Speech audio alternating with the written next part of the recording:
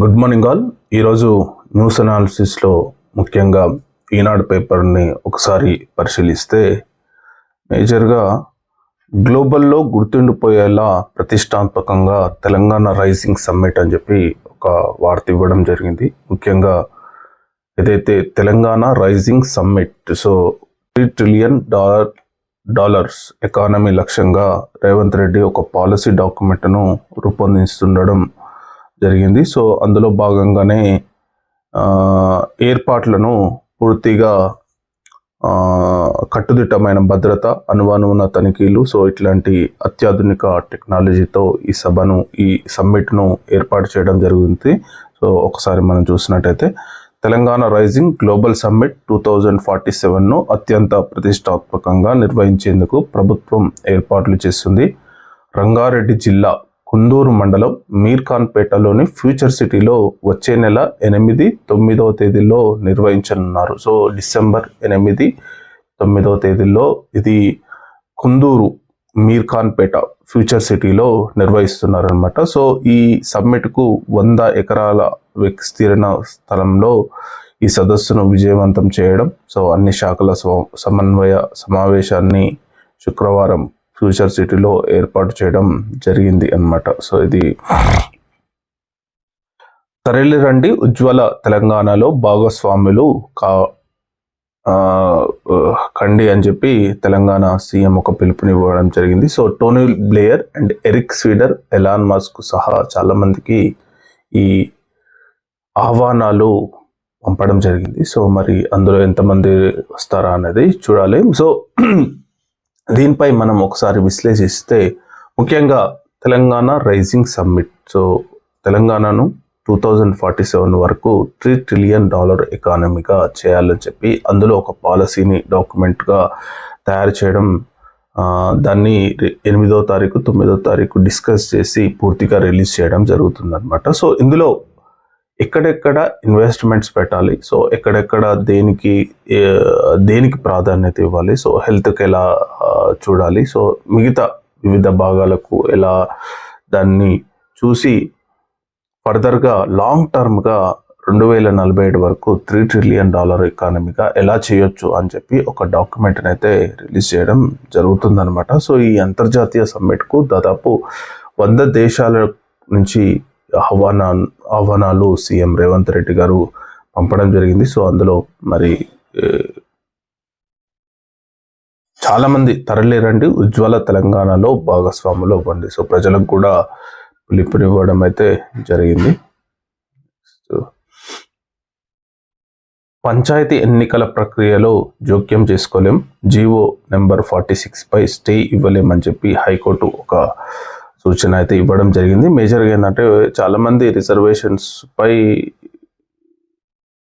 కోర్టుకు వెళ్ళడం జరిగింది. అంటే పర్టికులర్లీగా కొంత సంగారెడ్డిలో మాకు బీసీలు ఉన్న మాకు ఒక్కటి కూడా రాలేదని, సో ఎస్టీలు ఉన్న దగ్గర ఇదని, సో ప్రతి దగ్గర వాళ్ళు లోకల్ ఇష్యూతోనే కోర్టుల కేసు వేయడం జరిగింది. సో ప్రజెంట్గా హైకోర్టు మాత్రం చేతులు ఎత్తేయడం జరిగింది. సో ఇక్కడ నుంచి ఇంకా నిరభ్యంతరంగా సర్పంచ్ అభ్యర్థులు ప్రచారం చేసుకోవచ్చు, వాళ్ళకి ఇంకే డౌట్ లేదు. సో ఈ 11th, 14th, 17th ఎలక్షన్స్ మాత్రం ఖచ్చితంగా జరుగుతాయి. దీన్ని ఇంకా ఆపడం అనేది ఉండదు అనమాట. ఎందుకంటే హైకోర్టు మేము ఈ టైంలో జోక్యం చేసుకోలేమని చెప్పి ఖరాఖండిగా చెప్పడం జరిగింది. సో దానివల్లనే పంచాయతీ ఎన్నికలకు 2వ రోజు భారీగా నామినేషన్లు జరిగాయని చెప్పి ఎప్పుడైతే హైకోర్టు ఇలా చెప్పడం జరిగిందో ఇంకా నామినేషన్లు చాలామంది విపరీతంగా వేయడం జరిగింది. దాదాపు 4,900 నామినేషన్స్ నిన్న ఒకటే రోజు వేయడం జరిగింది. వార్డులకైతే 9,643 నామినేషన్స్ వేయడం జరిగింది. సో ఈరోజు శనివారం లాస్ట్ రోజు కావడంతో ఇంకా మరిన్ని నామినేషన్స్ ఈరోజు వేయడం జరుగుతుందన్నమాట.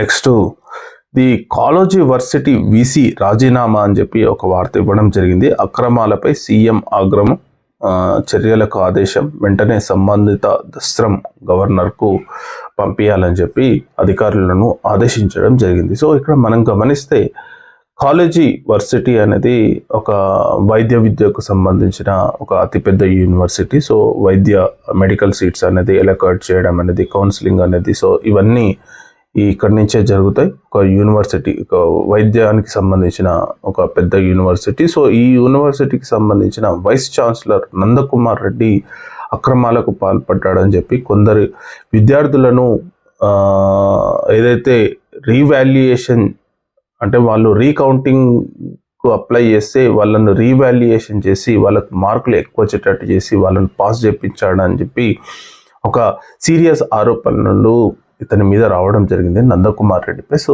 దానిపై సీఎం రేవంత్ రెడ్డి చాలా ఆగ్రహం వ్యక్తం చేయడం జరిగింది. ఇమ్మీడియట్గా రాజీనామా చేయమని చెప్పి ఆదేశాలు కూడా ఇవ్వడం జరిగింది. ఎందుకంటే విద్యార్థులకు ఒక పక్షపాత ధోరణి, ఒక వైస్ ఛాన్సలర్ అయ్యుండి ఒక పక్షపాత ధోరణి అనేది ఎప్పుడు ప్రవర్తించవద్దు, అందరినీ సమానంగా చూడాలి. సో అతను చేసిన విధానం అనేది నిజంగా చాలా సిగ్గుచేట అని చెప్పాలి. ఎందుకంటే ఒక గొప్ప యూనివర్సిటీ, చాలా విద్యార్థులను డాక్టర్స్గా తీర్చిదిద్దే అట్లాంటి ఒక పవిత్రమైన యూనివర్సిటీలో అతను పక్షపాత ధోరణిగా కొంతమంది విద్యార్థులకు రీకౌంటింగ్ అనే పేరుతో రీవాల్యుయేషన్ చేసి వాళ్ళకి ఎక్కువ మార్కులు వచ్చేటట్టు చేసి వాళ్ళను అప్గ్రేడ్ చేయడం అనేది నిజంగా అతనుకున్న స్థాయికి అనేది చాలా తక్కువ అనమాట. సో అతనుకున్న స్థాయికి ఇలాంటి పనులు చేయడం అనేది చాలా సిగ్గుచేటు. సో సిగ్గుపడాలి. సో ఇట్లాంటి వాళ్ళు అసలు డిస్మిస్ చేయాలి. సో అతను రాజీనామా చేసిండు. ఓకే, నెక్స్ట్ కేకాపేట అని చెప్పి ఒక వార్త ఇవ్వడం జరిగింది. ఎకరం ఏకంగా 150 కోట్లు అని చెప్పి కోకాపేటలో. సో హెచ్ఎండిఏ పరిధి చరిత్రలో మరోసారి ఎకరా భూమి రికార్డు స్థాయి ధర పలికింది. కోకాపేటలో ఎకరా ఏకంగా 150 కోట్లకు అమ్ముడుపోయిందని చెప్పి ఒక వార్త ఇవ్వడం జరిగింది. సో నియోపోలిస్ మనందరికీ తెలిసిందే, కోకాపేటలో రికార్డుల మీద రికార్డులు వస్తూనే ఉన్నాయి. సో ఇప్పుడు ప్రజెంట్గా ఎకరం 150 కోట్లు పలకడం జరిగింది అనమాట.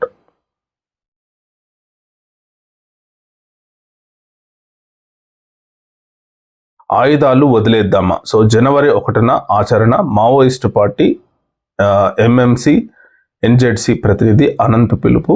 సాయుధ పోరాటానికి ప్రస్తుత పరిస్థితులు అనువుగా లేవని స్పష్టత. సో మావోయిస్టు పార్టీ నుంచి మరో కీలక ప్రకటన వెలువడింది. సాయుధ పోరాటాన్ని కొనసాగించేందుకు ప్రస్తుత పరిస్థితులు అనుకూలంగా లేవని చెప్పి, సో అందుకు వచ్చే ఏడాది జనవరి 1న ఆయుధాలు వదిలేస్తామని చెప్పి Maoist party Maharashtra, Madhya Pradesh, Chhattisgarh special zonal committee ప్రతినిధి అనంత్ శుక్రవారం సహచరులను కోరారు. గతంలో కూడా సాయుధ పోరాటం తమ ఉద్యమానికి ప్రత్యేక గుర్తింపు తెచ్చిందని, నేడు అవే ఆయుధాలు తమని ప్రజల దగ్గరికి వెల్లడినీయడం లేదని పేర్కొన్నారు. సో ఆయుధాలు ఒక సాధనం మాత్రమేనని, అవి విప్లవం మొత్తాన్ని నిర్వచించవని చెప్పి పేర్కొనడం జరిగింది. ఇప్పుడు సంస్థను కాపాడుకోవడమే ముఖ్యమని స్పష్టం చేశారు.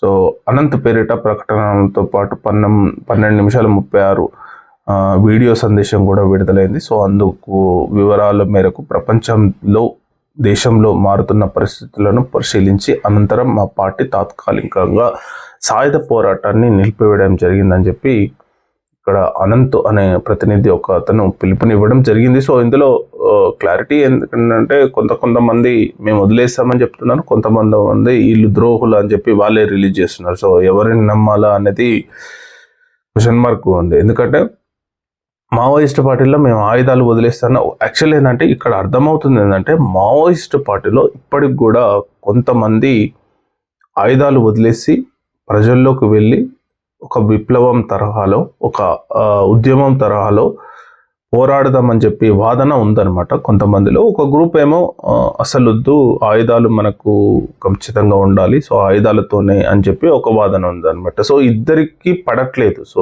ఇదివరకు ఏంటంటే ఒక తాటి మీద ఉండేది వాళ్ళు, ఇప్పుడేమో ప్రస్తుతం గ్రూపులుగా తయారైపోయి ఒక గ్రూప్ ఏమో ఆయుధాలు వదిలేస్తామని చెప్పి మేము చర్చలకు సిద్ధమేమని చెప్పి ప్రకటనలు ఇస్తుంటే, కొందరేమో వాళ్ళు ఉద్యమ ద్రోహులు, వాళ్ళని నమ్మొద్దని చెప్పి ఇంకొక గ్రూపు లెటర్స్ రిలీజ్ చేస్తుంది అనమాట. సో ఇది కన్ఫ్యూజన్ అనేది ప్రజెంట్గా మావోయిస్ట్ పార్టీలో ఉందన్నమాట.